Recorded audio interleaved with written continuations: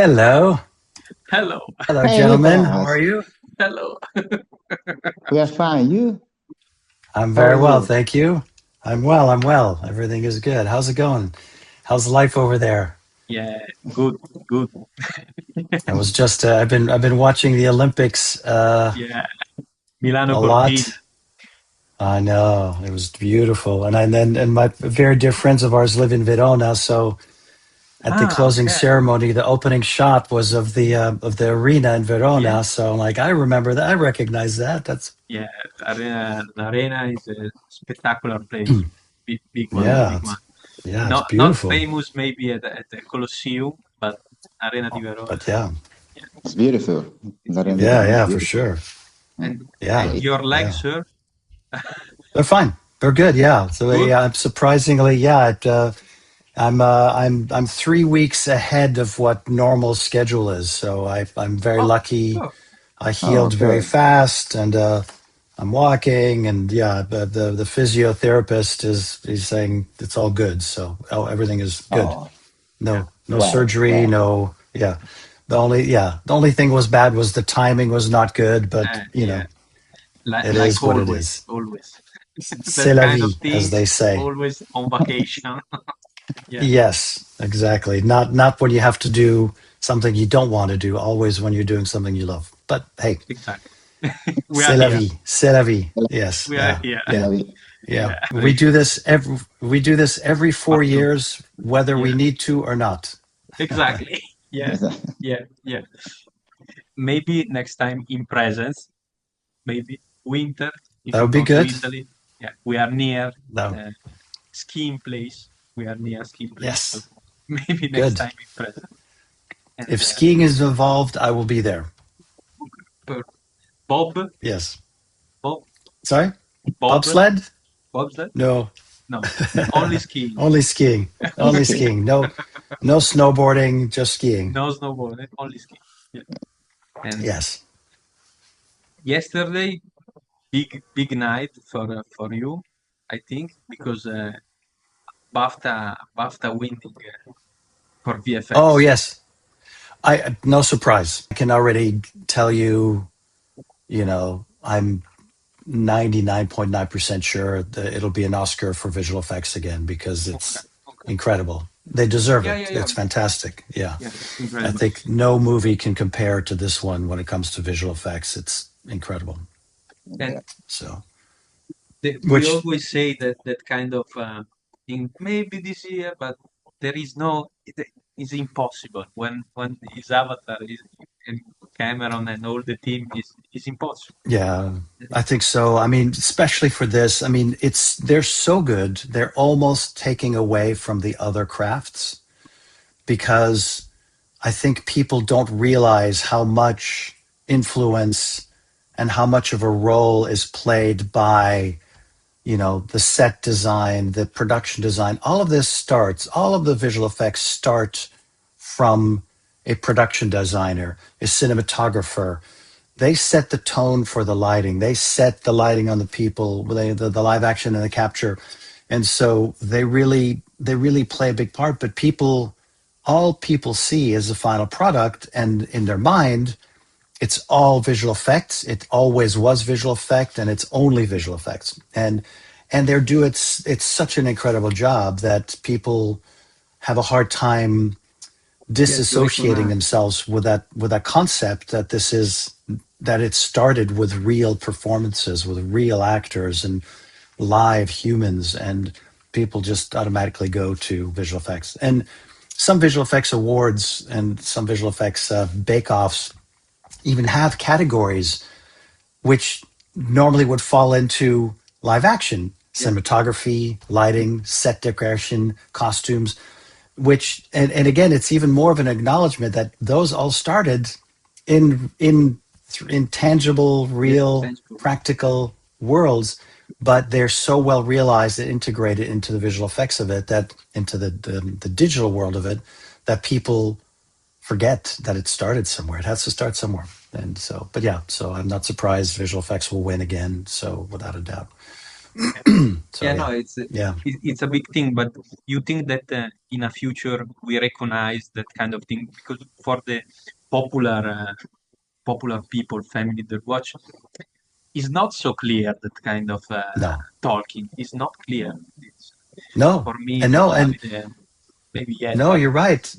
No, I think you're 100% right, and I think also even in the even after the efforts that were made for this run for this movie to yeah, try to demystify the yeah, process, it started. It's not that it started too late; it's that it's just still not yeah, part of the dialogue mm, for yeah, everybody. People don't still understand. They see people in suits with dots, and they kind of, but they don't understand it yet. And it's such a complicated process, and it's such a unique process because really, I don't think any other film is made like this.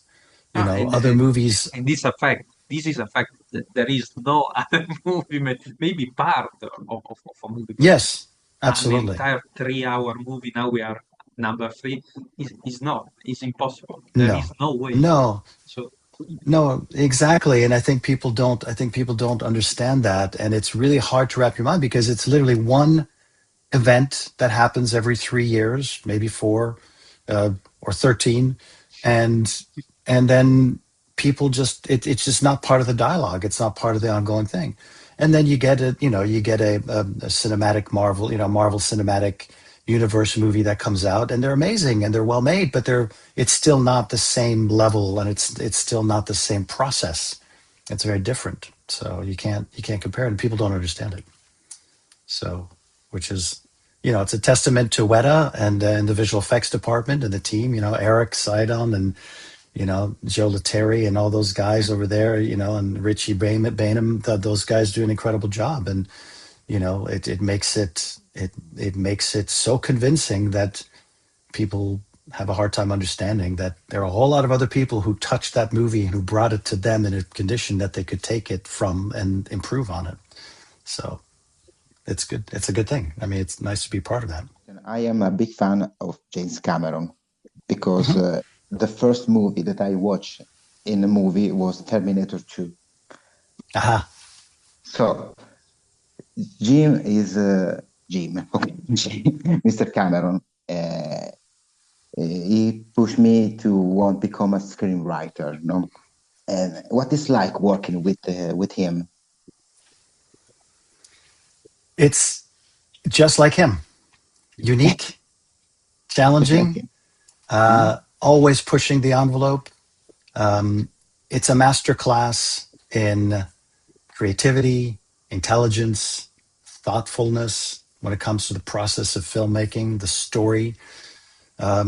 It's been a real privilege, and it's been very interesting to be in Wellington with him directly for 3 years and to witness particularly the stage. My involvement was primarily with a process called the virtual camera process, which is where he, you know, let me digress and break down the yeah, process of how an Avatar film is made, just so that and then we'll come to answer your question, and explain my what I witnessed and my experience with him. But so first, there's a capture process where live actors, you know, Sam, Zoe, et cetera, Siggy, Sigourney Weaver, um, you know, uh, Lang, they're all captured, and their performances are captured. And these are live performances, and the cameras are capturing their facial movement, their eye twitches, their skin movement, etc. So we from this, and this is not covered conventionally like one would a normal movie. This is covered with an array of cameras around you, 16, sometimes, 9 to 16 cameras, but not at all with any consideration to screen direction or cinematic use. This is purely a technical endeavor dedicated to capturing a performance, which is the essence of the actor, capturing the actor's emoting. Uh, so we inherit a mishmash of angles literally you could have a close-up of me speaking like this, saying something like this, and then another angle of me saying this like that. Exactly the same line, but I'm looking two different directions. One of them is looking like this. But it's dedicated to giving as much as possible to the Weta team, who will inherit what we call a performance edit. So we edit this performance based on the dialogue, the chosen moments that Jim identified as the chosen takes, the starred takes. And so we will put together a editorial mess, so to speak, which we try to make as palatable as possible. But knowing that all of this is unimportant, what is important is that we're capturing the performance. We give that to Weta, to the lab, actually not Weta, the lab, which is a different entity, and they ingest this performance and they create many sequences in a three-dimensional virtual world. So now Sam Worthington is no longer Sam Worthington. He becomes Jack, and he becomes the guys, Jake. I mean, he becomes they become the Navi, characters. So now we have a rough look of these performances, and they are, they are now they're distributed in a file which is accessible with a virtual camera. And this virtual camera looks like an iPad. Yeah. And the iPad is the image. The iPad represents what would be a viewfinder of a camera. And you can walk through the scene. You can literally walk through a character. You can separate characters. You can move them. But one thing that remains, the constant, is that performance. So Jake is now Sam Worthington's performance on a perpetual loop, which gives the filmmaker the opportunity to literally cover it from any possible angle imaginable. It's become like a virtual rendition of a stage play where you can walk through the stage, and there's one character here. Oh, sorry, it's hidden. There's one character here. You can move them away. You can separate them. You can move the environment. You could change these into giant trees if you wanted to. You can do whatever you want and change the environment, but you still have the coverage of this performance. The performance is constant. And then what you can do is you can perfect your coverage exactly. When you deal with a live performance that you capture in the moment, let's say you're shooting, Robert De Niro, you should be shooting one of the best, Leonardo DiCaprio, you could be shooting some of the best actors doing their thing, and you love take 3, but there was a problem with the camera and something happened and you can't fix it. So now you go back to the best actors in the world and say, do that exactly the same way. It's almost impossible because there's something that happens that, there's that magic, there's that momentary thing that is instinctive and natural, that is incredibly difficult to capture again. I mean, they might give you a better performance or something, but it's not going to be exactly that one. So now, so what we have is a virtual repeat of exactly the one that Jim wanted. So Jim first of all, it goes to Richie Bainham in Los Angeles, and they create a blueprint of coverage alternatives and options that they present to Jim, and Jim looks at those rough edits, and then he then analyzes them, and then he takes over, and he gets the same little clips, and we shoot it all over again. And this is the stage where I'm on the stage with Jim, building the sequence with Jim as Jim cuts it, as Jim covers it, and then sometimes he'll come over and look at it. But what struck me is that what you get from the rough pass is never intended to be a final, and generally looks really good. It's quite convincing. I mean, some of it is used almost exactly as it was done, but very often, though, what I was struck by with Jim is that his imagination and his ability to recognize the opportunity in something that a lot of other people wouldn't see, you know. And changing a camera angle, even by 10%, the impact that that has on a scene, on a performance, is specifically in this world where all of this is a player in the scene. It's not just this, it's everything. And I've never seen or worked with anybody who has this ability to not just identify the performance, but the impact that being here will have versus being here.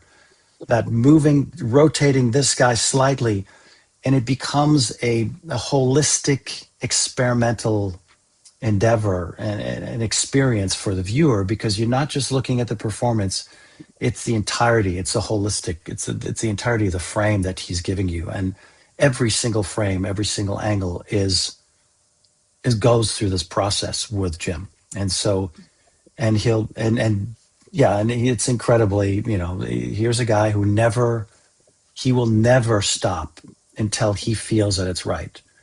And he, you know, being who he is, he's also probably one of very few directors in the world, if any, who can and who are given the freedom to do it over and over and over again until he feels it's right. Because every time he does it, it's a success. So, you know, and every time he's given full reign to do what he wants, he does it right. And so, you know, and because he is probably also one of the very few filmmakers who can pretty much do almost anybody's job on the film, probably better than anybody else on the film. And also, or more importantly, he has created every part of Avatar is his. He has imagined it since the 70s, literally. So for 50 years, these stories have been in his head. He drew the first drawings of floating mountains in, I think, in 1978. And he has been processing, milling, brewing these ideas in his head for literally a lifetime.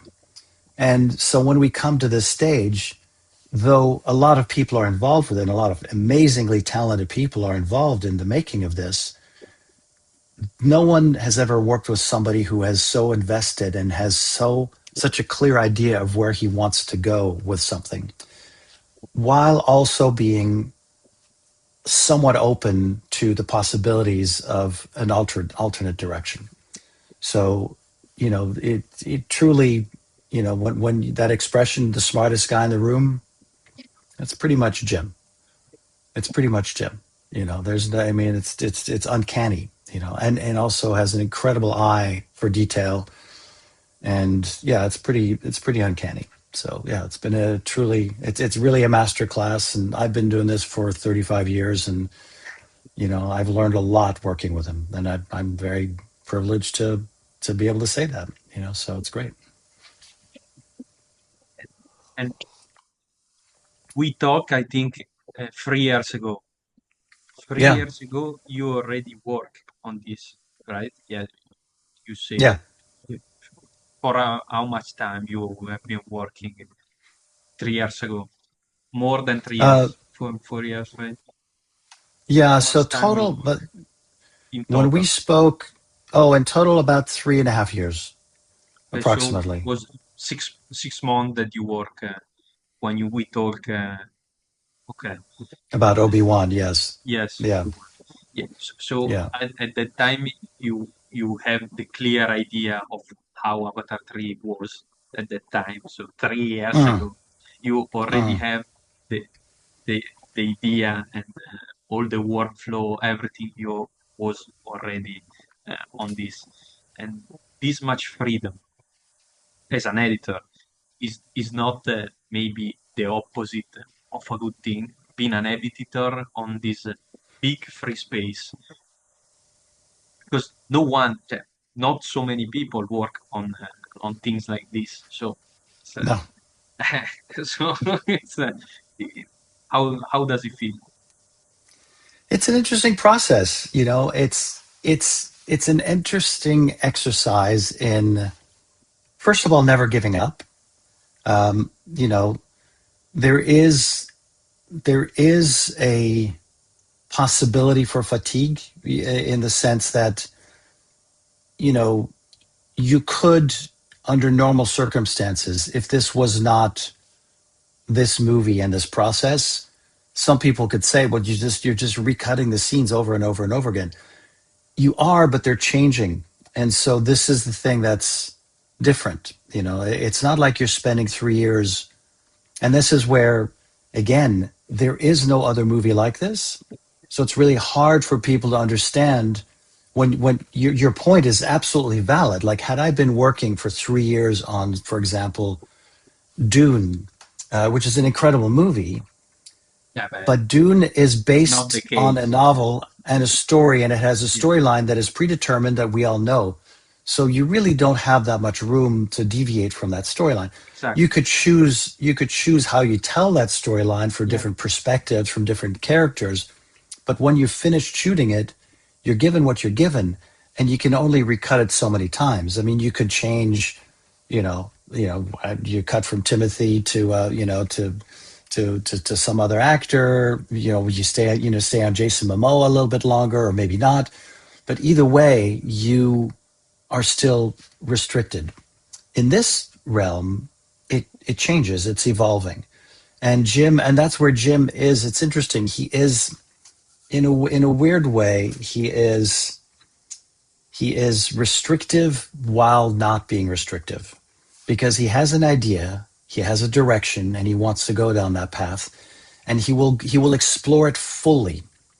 And only when he has fully explored it will he be able to see it doesn't work, and then he will change the path.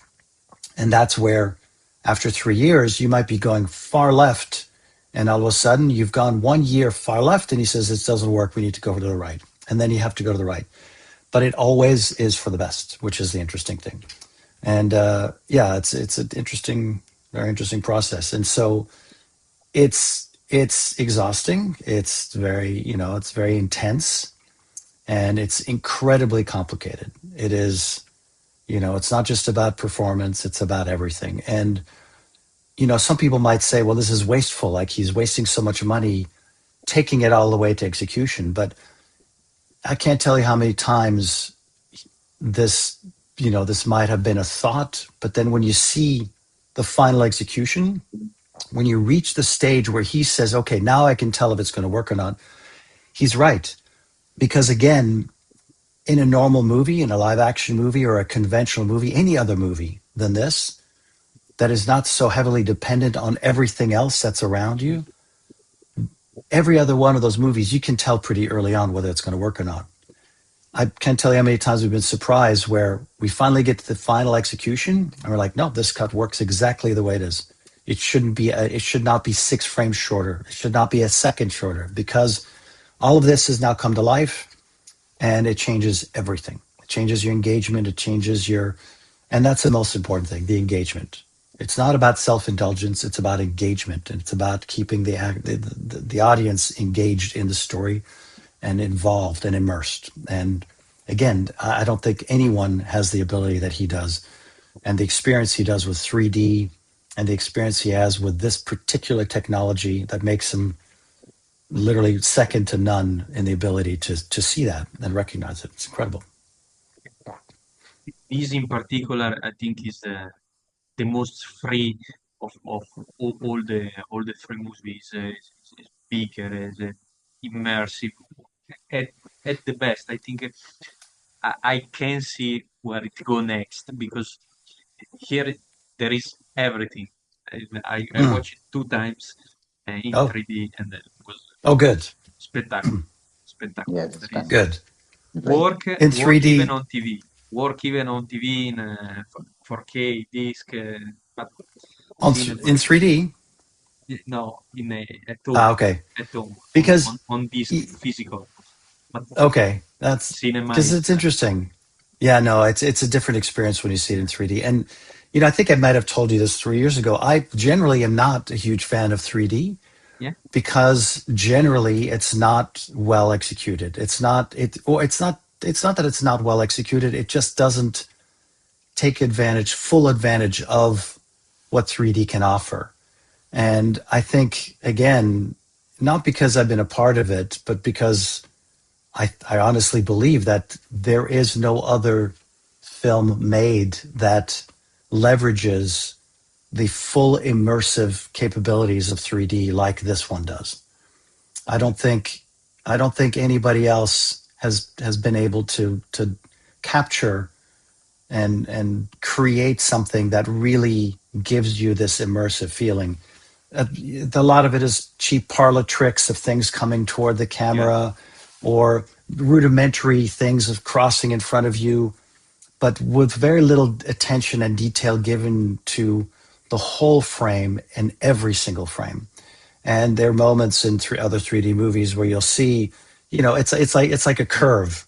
The 3D level is here, and all of a sudden, oh, there's an action sequence, or there's somebody, and all of a sudden now it's big 3D, and now it's back to little 3D. This is constant. This is really an immersive, unique experience, and it's interesting. Also, it impacts your engagement as a viewer, because when you see this in 2D, in my opinion, it retains the beauty and it looks incredible, but I think nothing can compare to the immersive feeling you have when you see it in 3D on the screen. And to me, anyway, when I see it in 3D and you're in a dark room and you're looking at that screen, and when it's well calibrated and the picture is the way it's supposed to be, to me, it really looks like you're looking through an actual window into a different dimension. And it really feels like you could reach out and jump over that window and be in that world. And I don't think any other film can give you that. And, some people may argue, everyone will always argue. There'll always be people who will argue about the story. It should have been that, it should have been this. And that no matter what movie, and I'm, there are people who argue about Taxi Driver should have been a different thing. There's never going to be a movie that everybody says this is a perfect story. So you can't account for that. And so people may argue that, the Sully should have done this, or there are too many Tulkun being hunted, or whatever. But one thing you cannot argue is that this movie is the most immersive experience, even more so than the last ones. I think the technology and the visual effects are getting so good that it's truly mesmerizing. Yeah. I think that it is a masterclass on this, because you see that sometimes production rush the last part of the movie, the VFX, and the Avatar and the other of the other movie not stand. There is No, but also because Avatar is born for the 3D. Yes. Is a full immersion. Watch the story, and is inside the story. You are inside the story, surrounded by the story. Cameron is a great storytelling, and he is a genius because he used the technology for help his vision. So he doesn't just use it. He doesn't just use it. He creates creative. it. So yes, creative story. Yes. Absolutely. Yeah, really, I mean, he's not using somebody else's technology. He's making his own technology when he needs it, and when he runs into an obstacle, when he runs into a roadblock, creatively or technically, he finds a way, and he gets the team together, and they work over it, and they make it better. And then he uses that to tell the story even better. So yeah, you're right. What is the difference between editing a traditional movie and editing Avatar? Because I think Avatar, Jim shot with the actor with the motion capture. You work on this, or you work on the final sequence with the CGI, visual effect, or twice? Yes, actually 3 times. So the movie is edited 3 times, sometimes 4. And then that fourth time gets re-edited sometimes many times. So the first one is the performance capture. So that is edited and music gets put on it, and we try to make it look like a regular scene, but because I told you the coverage and the camera angles sometimes are not right, and people don't look at it with that in mind, they look at it with performance only and timing of performance and so on. Then there's the second pass, which is they call them RCPs. So it's a rough virtual version of the performance capture. So that is another edit. And then those files, it's basically a way, the RCPs are a way of testing. It's like you're an F1 and you're starting a new motor. So first you build the motor, and then you have a test track, and you have a test team. They take the motor around the track to see will it work. And so that's the second edit. And then when they know that the motor is working, they put the star, the F1 driver in it, and they go for the race. So that is the third edit, where Jim takes the camera and he creates new coverage, and then we edit that again. So that's a whole new edit. And at that point, sometimes the music changes. It'll impact a lot more than just the picture. You have the performance edit with music on it that is temp music generally. I mean, always music borrowed from other movies, etc. Like in every movie, and with temp sound effects. And then there's another version where that changes a little bit because the cadence changes, the coverage changes, and the music has to emphasize a certain dramatic moment in the scene, which now has changed because the angle is different or the timing of that changes. So that is version 2. And then version 3, Jim gets his hands on the camera and he shoots it again, and that changes everything sometimes not, sometimes a lot. And then when that is done, Jim, being Jim, wants to do everything himself. Jim has to touch everything himself because, again, it's his. There is no other filmmaker that can claim as much ownership of a concept, of a product, and of a story and of a storyline as Jim, because he is the creator. So we edit it, or generally I'll edit it in Wellington, and then it goes to Jim for the final edit. And sometimes he changes everything, sometimes he keeps all of it, and sometimes he goes somewhere in between. So, but generally what Jim does and what his strength is one of his many strengths is that he can recognize, and he's great at recognizing opportunities based on what other people give him. So, like I said, the test motor version, they give him a cut of something, and right away he can look at it and go, okay, this needs to go, we need to change this angle, we need to cover it a different way. So he does that. And the same thing, I'll cut it, I give it to him, and that will spark an idea, and he'll go, let's go in a completely different direction. I've seen this version, but I'm going to try something totally different. And so, so how many times do we cut it? There's 3 edits, and Jim will end up being the 4th cut. But within those edits, there are many other edits too. The first version may be cut several times, same as the second and third and so on. And you work on scene because I think that you work on a different setup maybe, or different scene. So you think about a sequence, you thinking in sequence, you thinking about the whole movie. How do you think on this specific? We have a page of the Script, yeah. script. Thank you. And Yes. you think about in sequence, in scene, because in that particular time you are in a stage and you shot with all the cameras, you shot a scene. So we have 10 minutes performance, 5 minutes performance, and on there, that is the first step, I think. For what I understand, is the first step of capturing the movie. So big scene, big sequence with all the camera, and you watch every camera And how do you decide? Because you have an infinite possibilities. Infinite. Well, Infinite. yes and no. Yes and no. So, okay, so this is the most, in a weird way, it is all at once the most and the least.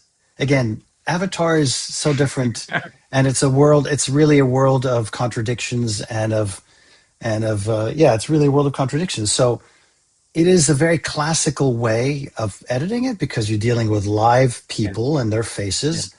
However, you're only It's not. concerned with performance. So Yeah. it's not. So of those 16 cameras, really, to a point, it almost doesn't matter which camera Yeah. you use. Because you matter Because, the performance, the yes, human. The human. yes, Okay. exactly. It's only about the actual drama and the real performance. Yeah. The actual physicality of it, you need to show, if this character goes a certain way, Yeah. then you have to provide a reference Yeah. for the visual effects or for the lab team to be able to render this. But it's really, sometimes you're looking at an edit and you edit the whole movie this way. Yeah. So first you do all the capture and then you go to the next stage. So you have a rough looking kind of mess of a movie, which sometimes is multiple images. Sometimes there's a picture of Zoe Saldana there, and there's a picture of Sam Worthington here. And then in the middle of that performance, it'll cut to another angle of Sam here.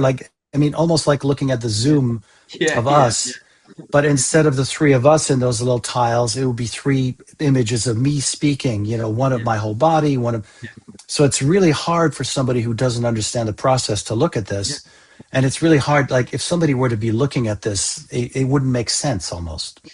And so you do that, and then you have the whole movie, so the flow, kind of the flow of the movie. And that tracks back to what I was saying about Jim needing to see everything finished, because though you get the performance and the timing of it, until the world around those people is fully realized, until the characters are fully integrated into the scene, until then it's almost impossible, or it's very difficult at least, to tell whether or not this is going to work and how long you need to stay in the coverage. And so when you get to the second stage, you do have a sense of the structure of the whole movie. You generally work in a reel, and so we get to the reel stages fairly quickly. And then when you get into that world, then you're covering a scene, and you're replacing the picture-in-picture world with a rough template, they call it, version of these scenes. And then it's starting to look more and more like the avatars we all know in the final process. Usually, how many takes, if you can call takes, because how many Well, there's takes? still takes. There's still takes. Okay. Yeah. Not that many. I mean, look, I came in at the very end of Avatar 2, and I just did a little bit of Avatar 2. I worked a little bit with restructuring the final act and things like that. But when we get to Avatar 3 and Avatar 2 were shot together consecutively. So the actors, by the time we're in 3, have a very good understanding. I mean, not to mention, these actors have been working on Avatar for a decade, like 12, 13 years. So, so they already know what Jim expects, and they know what Jim wants. And Jim is very, very specific about what he wants.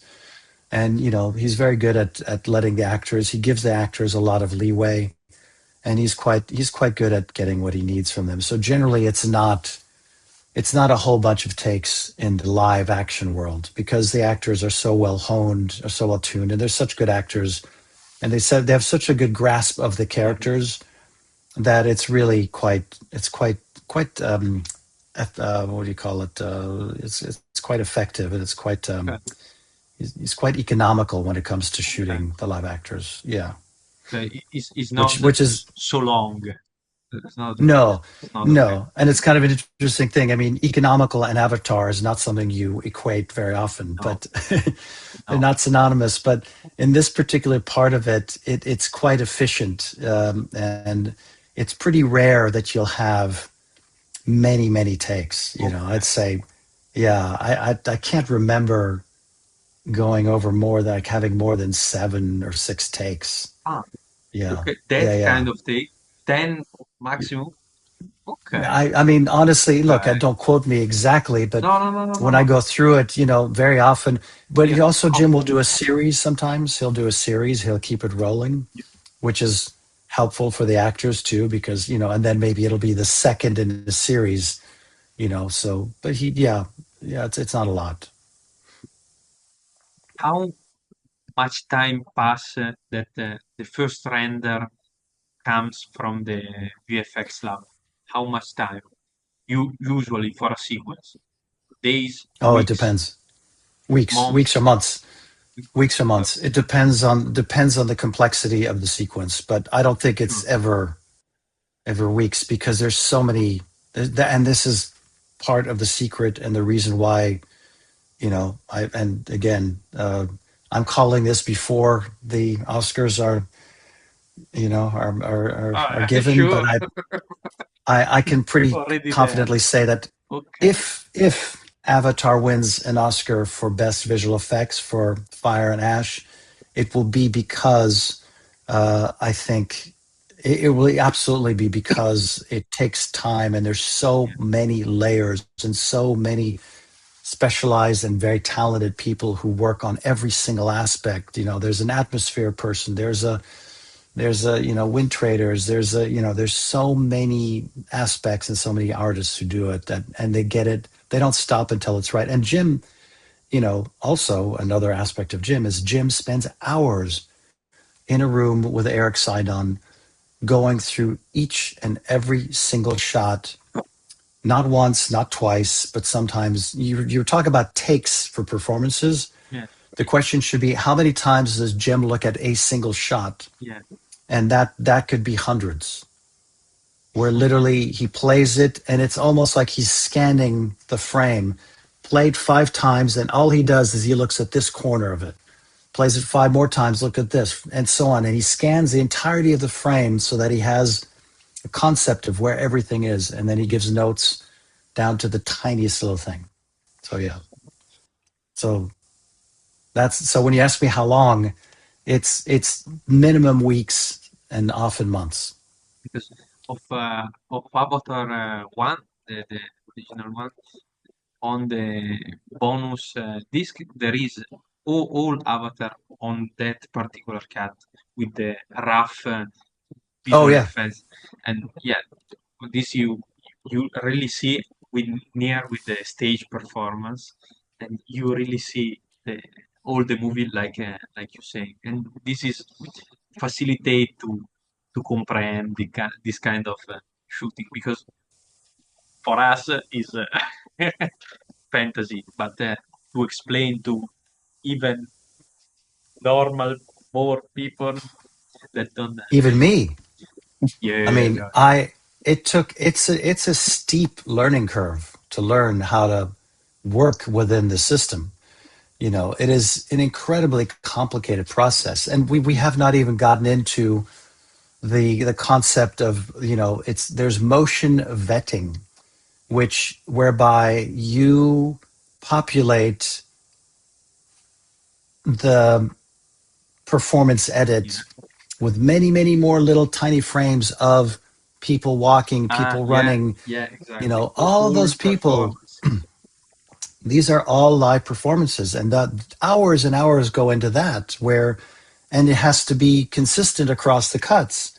So you have to maintain a mental record of what's happening. So right now we're in a close up, and you don't see anybody behind me, but there was in the wide shot, there was a lady off to the right carrying a basket.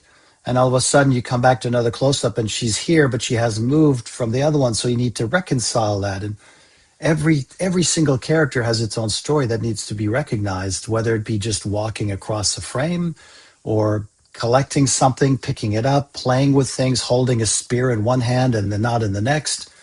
So all of that is not done by Weta. This is done by editorial and the assistants and Steve Rifkin in LA, also the supervising editor in Los Angeles. And it's done with a great attention to detail and minutia, where that is also an important and integral part of what makes this so immersive, is that, again, there is no mistake. There's no moment where people jump from frame to the next, or where, something that you can't quite understand what it is, but it's just not right, and I call this death by paper cut in a lot of movies, where, again, the visual effects and the time and the budget is not given to that detail, where they're like, it's good enough, people won't notice it. And you're right, on one shot, people won't. On, this movie has what, I don't know, 3,000, 5,000 shots, every single one of them is shot. But if you do 10% of it, that's 400 shots or more where things just aren't right. And so my analogy is that it's, imagine if you have a bullseye, you're in space, you're in a vacuum, and at an infinity there's a target, and the audience and the immersive and the involvement of the audience, the immersion of the audience is the bullseye. But little by little, one thing that's wrong, little by little, as it travels, ends up going, and then you don't know why. You walk out of the movie, the movie is pretty good. And you don't know why, but it just didn't grab you. Well, that's part of it as well. It's the cohesive nature of all of it, how everything fits together the way it should. And, that's an important part. The 3D thinking, where's come in the shooting and editorial process? Where you think about 3D? Well, Jim thinks about it from the beginning. From since 1978. For Jim, it starts in 1978. For the process of telling this story, for the framing, it starts once we're in the digital camera world. Yeah, absolutely. And that's where the framing, yes. Absolutely, because then it comes into, how do you pan? How do you zoom? How do you move the camera? How will this impact the perception, the 3D strobing, all of that? How does that impact you? And so very much part of the process, well before we're actually looking at 3D shots. And how he cut with this virtual camera? How create cut between frame with the virtual camera, because there is a long take, and how create the shot, one shot, and then stop and put the camera in another direction and create another shot. It's like this. Okay. Very much. This is actually, in a weird way, the most conventional filmmaking language, because he uses the virtual camera. I mean, literally, as a camera. The only thing that's virtual about it is that the camera is a window into a virtual world. But the way it's handled and the way it's covered is very much like a conventional camera. I read it so instead you can change the lens and other thing to that virtual camera. Okay. So absolutely, exactly like a camera. So you're carrying a Panavision or an Airflex on your shoulder, and you're going to do the coverage. You do a wide shot. You can do a close-up shot. You want to shoot in slow motion. You can do all of that to that, and beyond. I mean, also, with infinitely more flexibility, because with the Airflex, you can only travel as far as the set. With this one, you can be in space looking at this scene if you want to. You can go as far back as you want, literally. And the limit is literally the imagination. On there is literally the imagination, because you have infinite possibilities.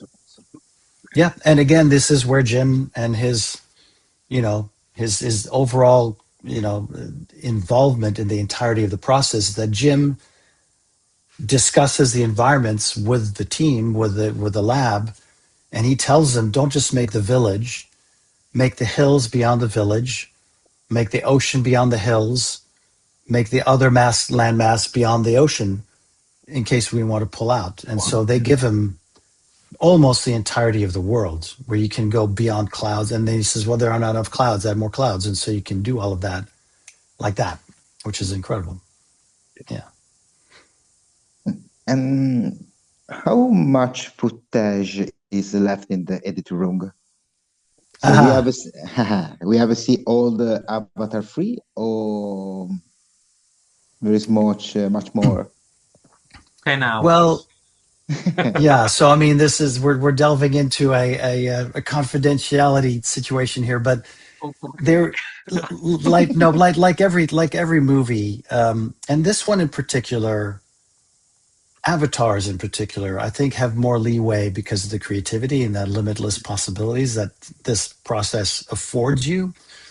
And so you're able to change things and you're able to deviate from script. So in this situation, there are some things that were not put on, that are not in the story, and some of the storylines were changed. I think in the end, in the same way that Jim needs to see things fully realized, the script is one thing, but until you actually have it in your hands, sometimes it's hard to tell, how long it's going to be. Specifically with this, because the process is so different, and because it is so dependent on the audience immersion, and so it is so dependent on that it can really impact how long it plays for. And so for that reason, the movie is this movie what it was originally scripted? No. Is it what it should be? In this case, I think, yeah. I mean, it's, it ends up in a very good place. And so, it's easy when you're writing it just to find certain elements to be absolutely necessary. But then when you come down to the actual production and the shooting of it, you realize they don't change things. They're not additive, and perhaps they add more confusion, or perhaps they just draw things out unnecessarily. So it is different. There is, like every movie, there's stuff that ends up on the cutting room floor. Will there be an extended version, like all the other avatars? Probably. Yeah. So yeah. Yeah. Because you have the editorial department have a strict relation with the VFX. How do you talk to each other? Because one is in function of the other, so work together as much in this movie that ever in the history of cinema, because the editorial department and the visual effects, special effects, are two big part of a movie from the first movies, but in this in particular are almost, I think, codependent. How much this cooperation work? I mean, it's heavily reliant upon each other. Yeah. I mean, without, because they're generally not. I mean, Richie Bainham is, executive producer, and he also ends up shooting all of the RCP cameras, which are the first pass with a virtual camera. And so he has an integral part of this, and he's there in LA putting those together, and he also spearheads the Weta of it all, and then Eric Sinon is on this side of things, and he's visual effects supervisor and incredibly talented individual in Wellington. Everything goes through Jim, always. Jim, and so Jim being technically, I mean, Steve Rifkin is the supervising editor. Jim is an editor on the movie. Yeah. So Jim is the supervising everything. So really, Jim is the supervising Weta.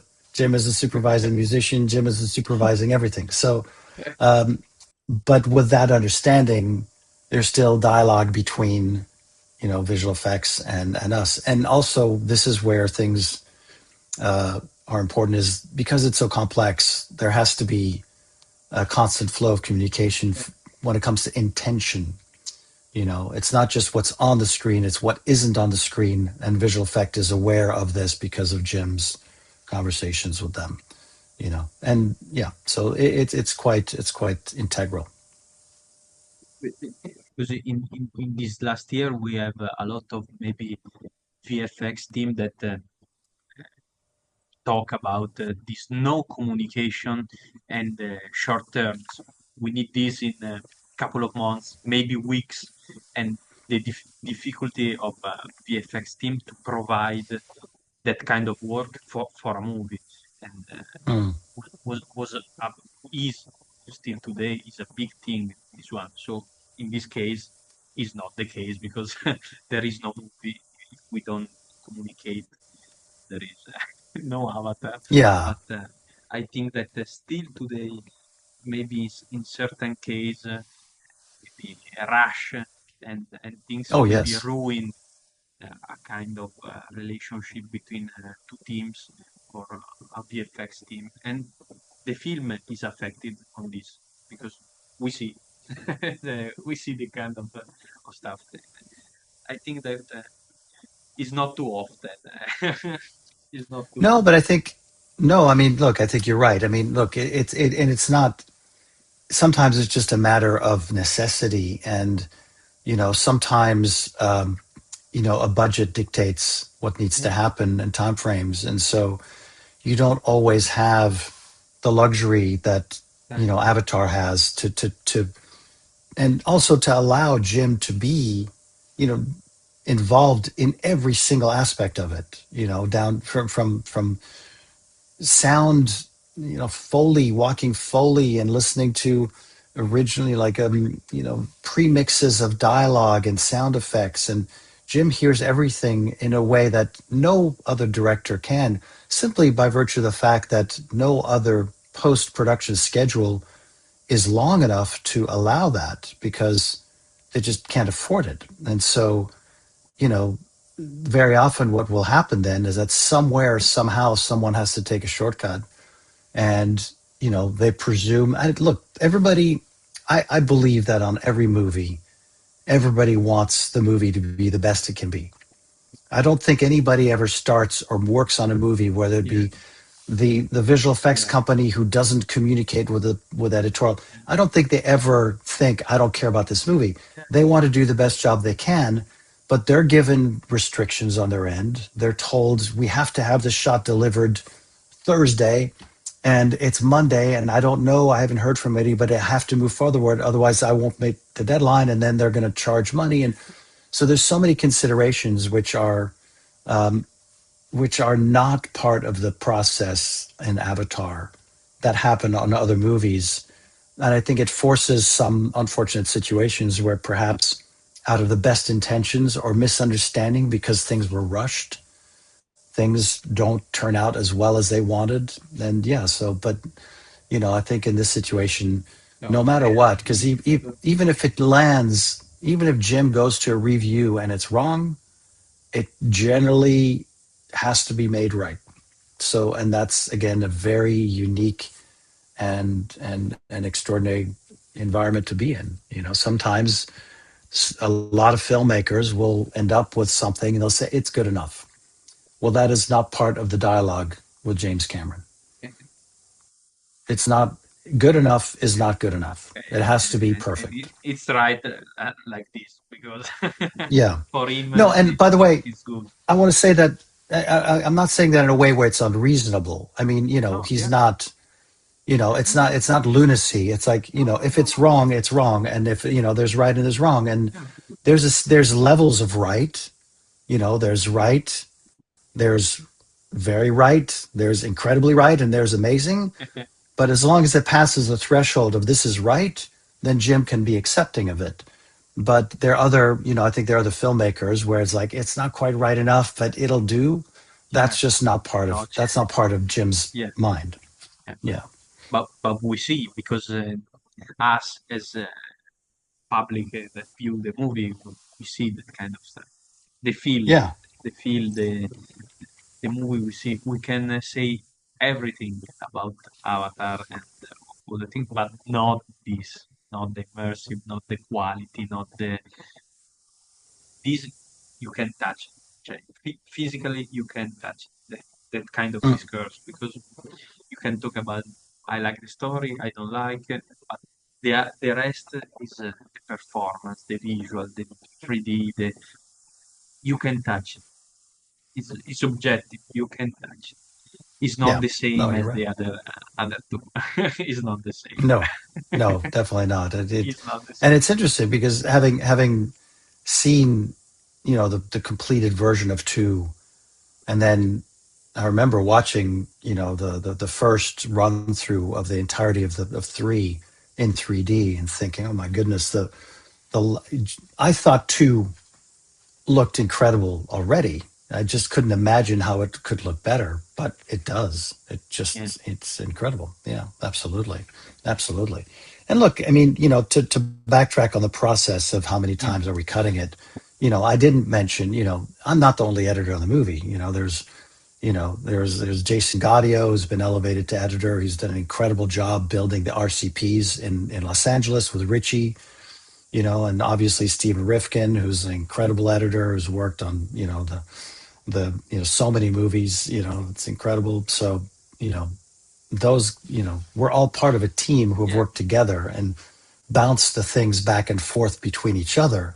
So there's that part of it as well, which is not often discussed. It's not everybody works in a vacuum, and it's a Yeah. process where, there's a cut that originates somewhere that bounces to Steve, and then it bounces to me, and it bounces back to Steve, and then eventually all roads lead to Jim.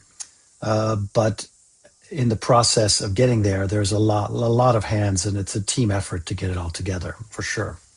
You know, More than one editor in this movie. That is stuff that you don't see usually in a normal process, normal movie. no, Maybe two editors maximum. Here we have a whole team, a whole squad. So I think that yes, is yes, notably. and also no, and that's also. I mean, there's been this movie has been marred with tragedy, Yeah. unfortunately. Yeah.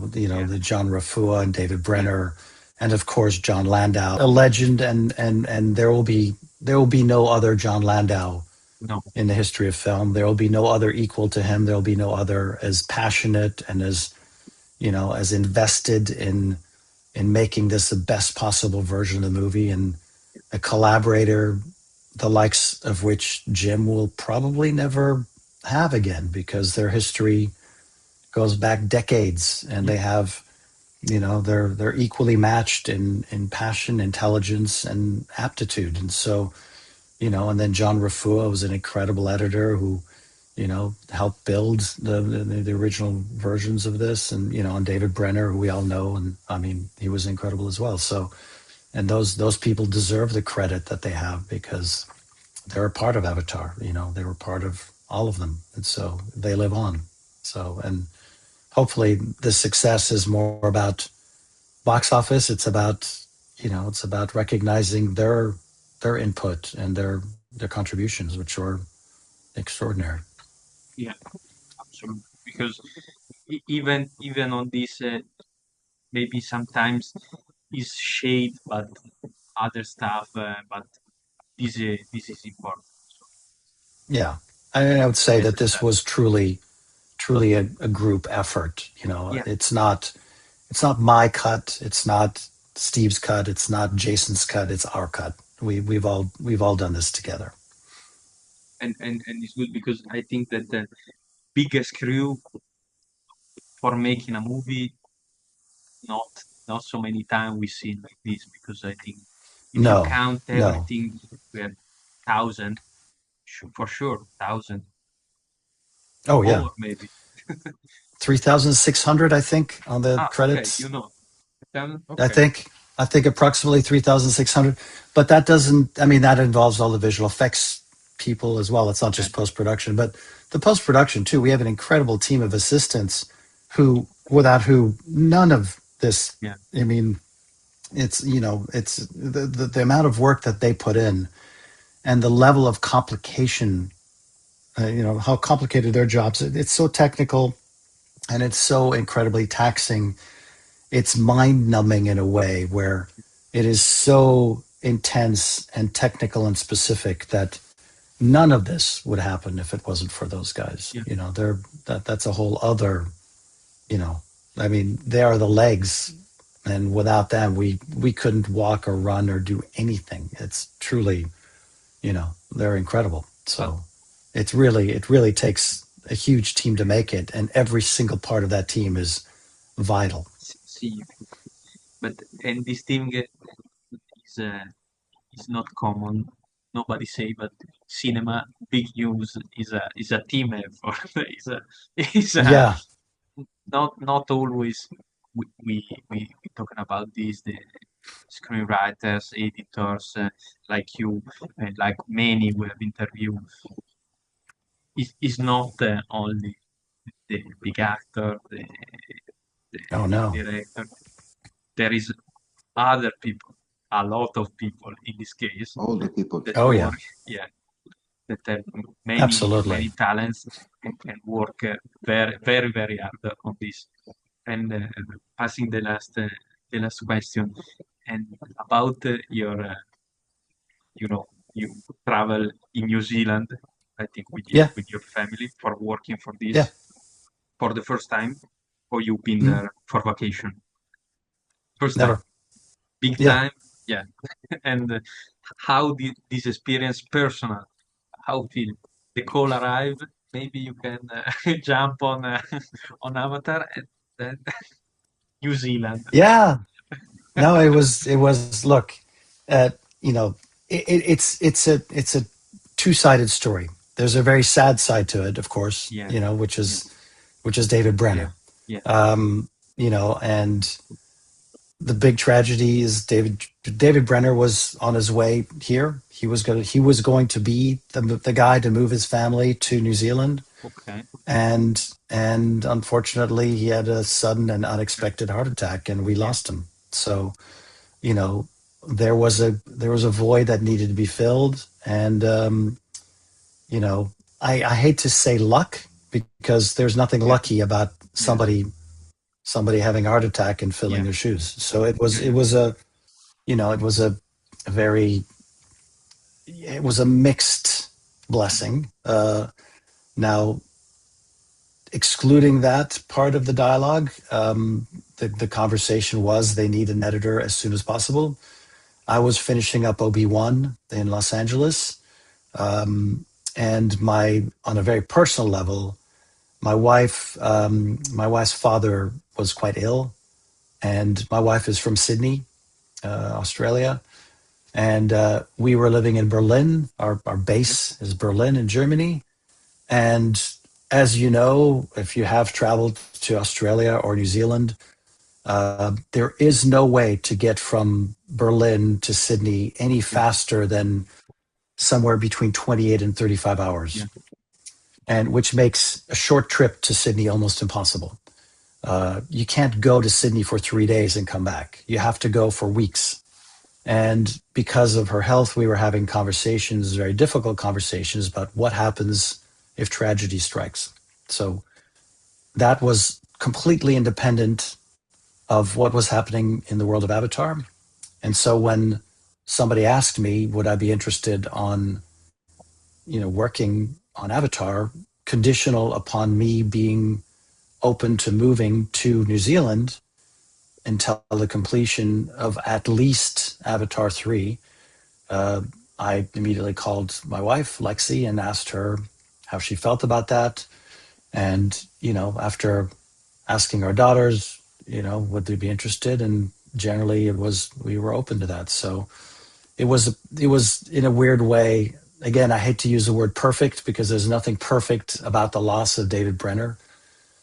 But as timing goes, and finding a match, finding somebody who was in that mindset, who was able, with enough credits, enough career experience, to be able to slot into this, was a very, a very unlikely and rare fit. So that's how that happened. So, then after the question came a few weeks later, I was hired.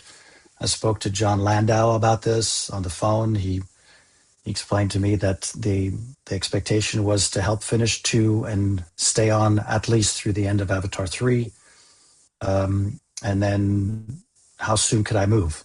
And I said, well, I need to learn first. So I stayed in Los Angeles finishing Obi-Wan Kenobi. And then luckily, Obi-Wan Kenobi and Avatar are on the same studio lot in Manhattan Beach Studios.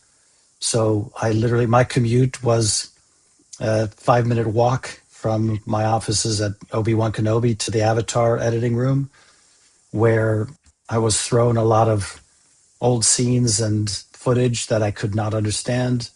And, then I eventually, after about 6 weeks of still not understanding, they said, okay, you go to Australia, you go to New Zealand now. So I moved to New Zealand first, and my wife and kids followed. And before you know it, here we are 4 years later, almost, and we're going to stay for a little bit. So we'll see. Amazing. And Yeah, it's New Zealand is a beautiful country. The people, the team here, and the crews are incredible.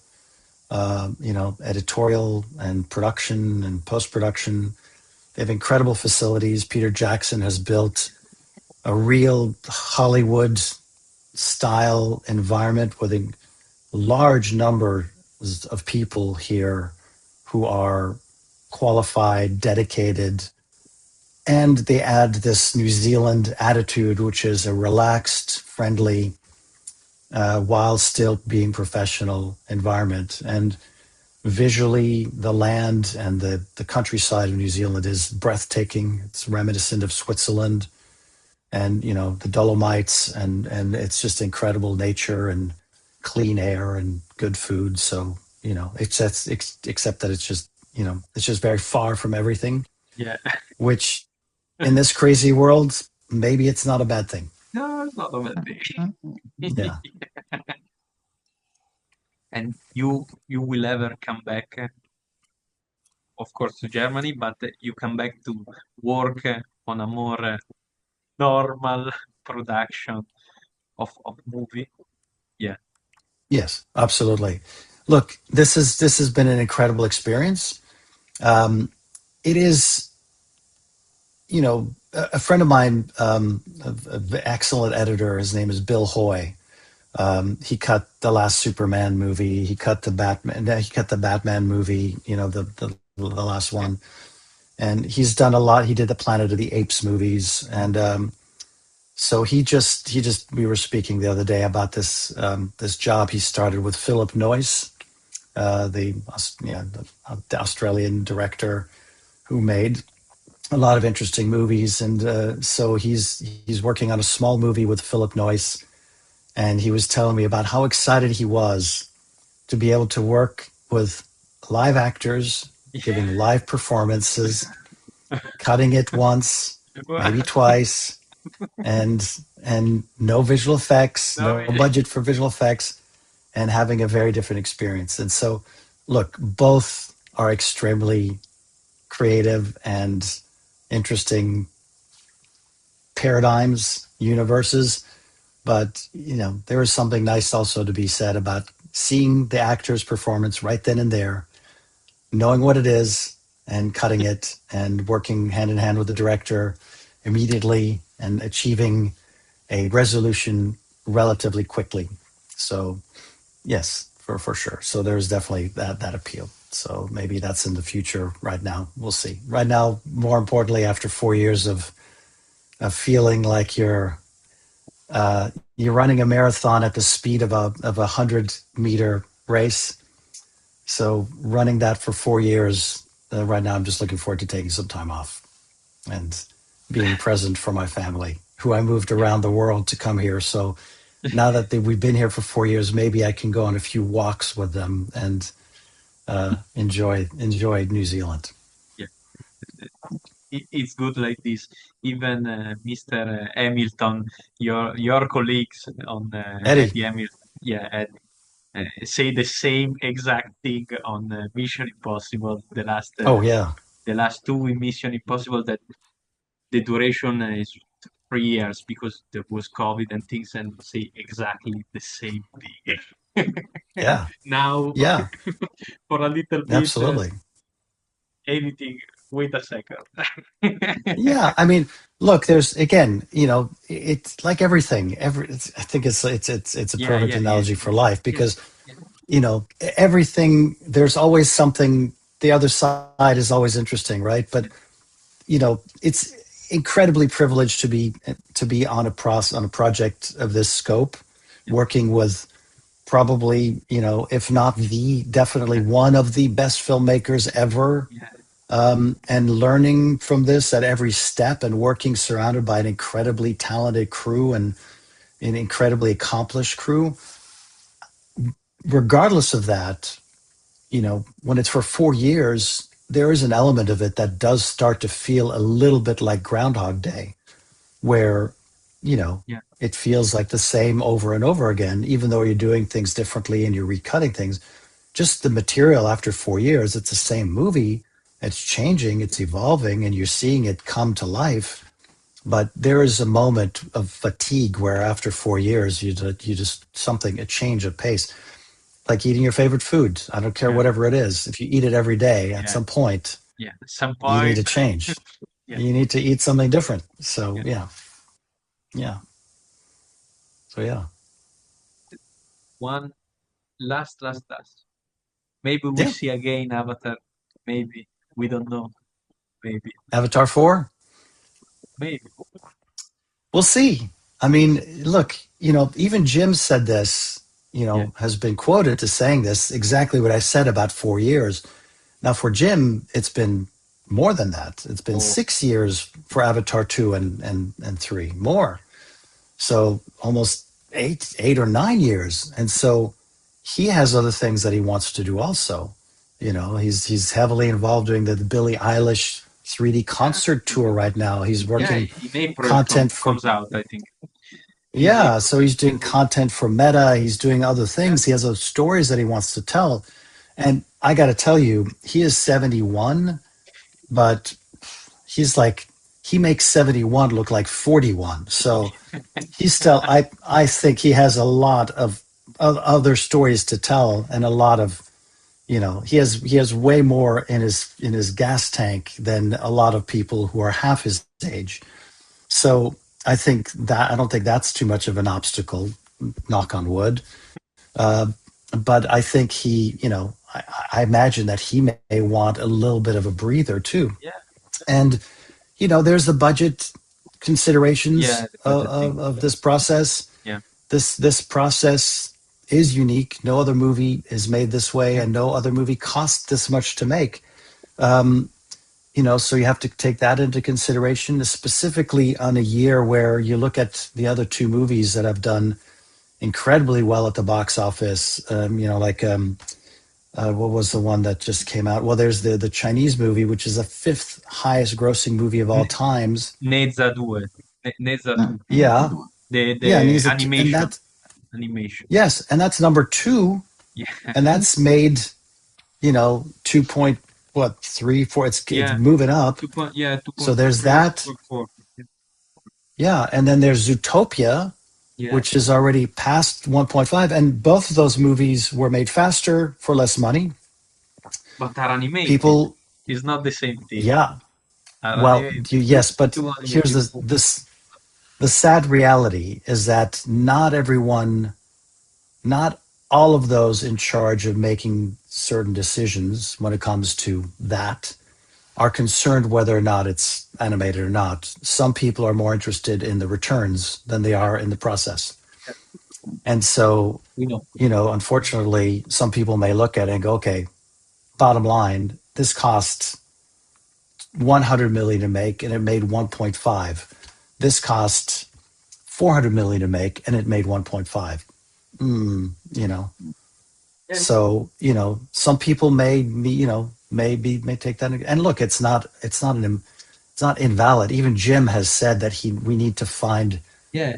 a more Cheaper. economical way to Yeah. make these movies because it's not sustainable. It isn't. It isn't sustainable. So, can we make them faster and cheaper?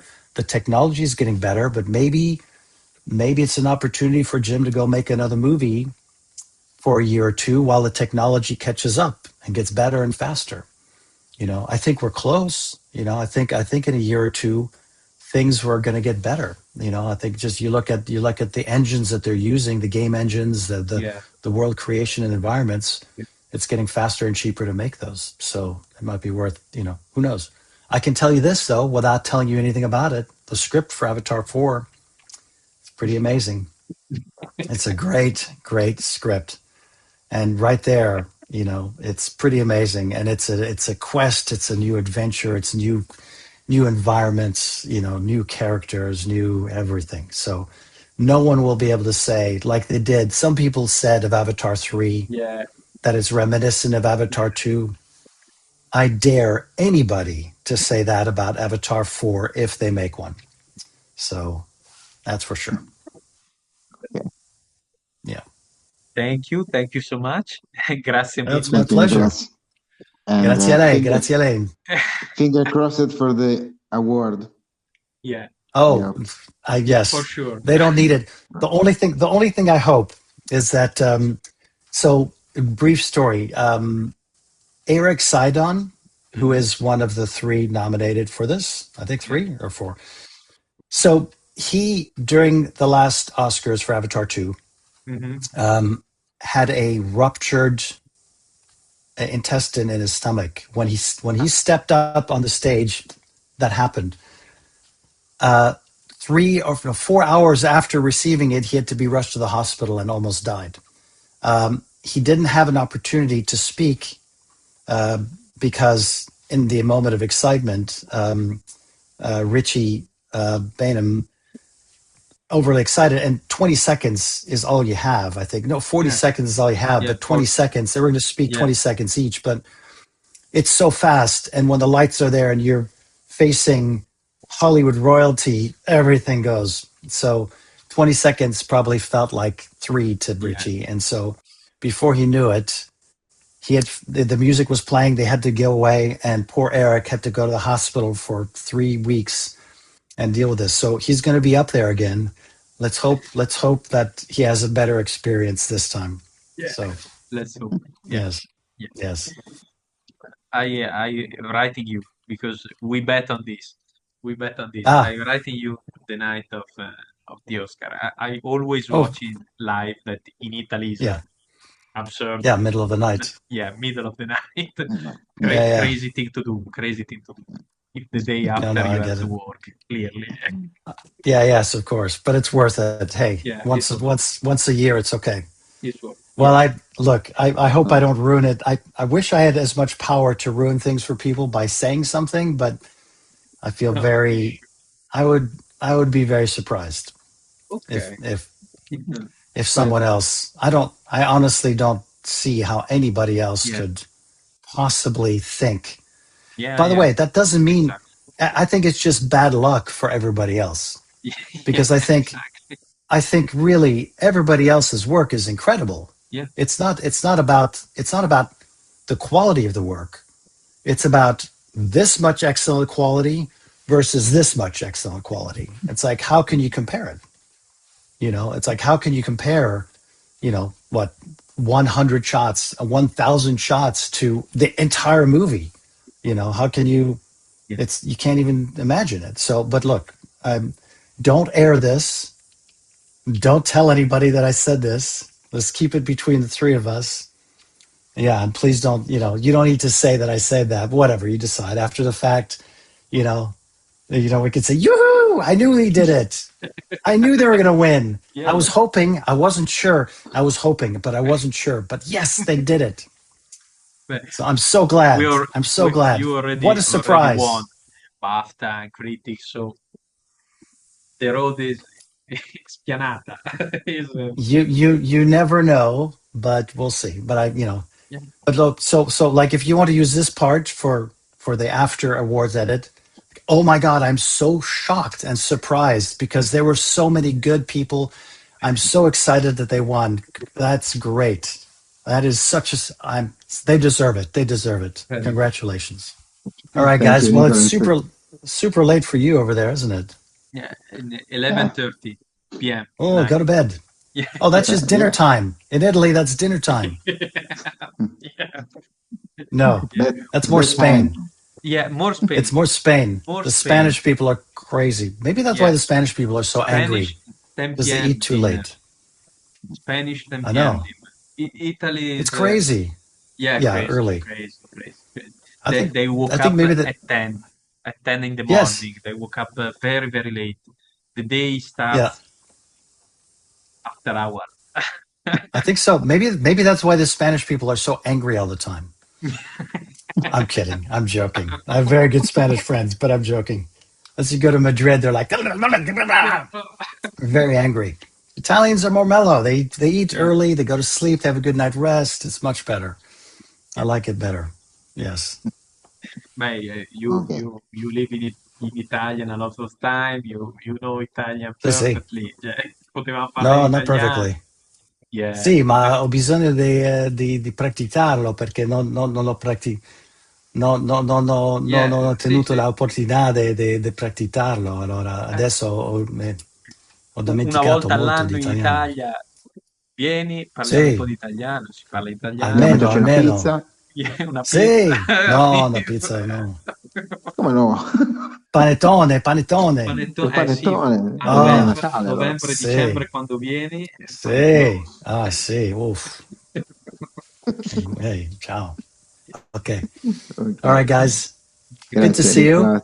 Thank you. Thank you. Mi piace, mi piace. And my pleasure, my pleasure. Take care. I'll send you the picture. Yeah, And send me the yeah, if you need anything please. or stay in touch, Yeah, let's stay in touch. All right, Ok. guys. when you come to Faccio Take Italy, sapere. care. Paul, I I come will. to And Italy. next time. Next Okay, time. perfect. Yeah, All right. Take care, guys. bye. Ciao Auguri a ciao. tutti. Auguri. Ciao. Grazie. Ciao. Ciao. Ciao. Ciao.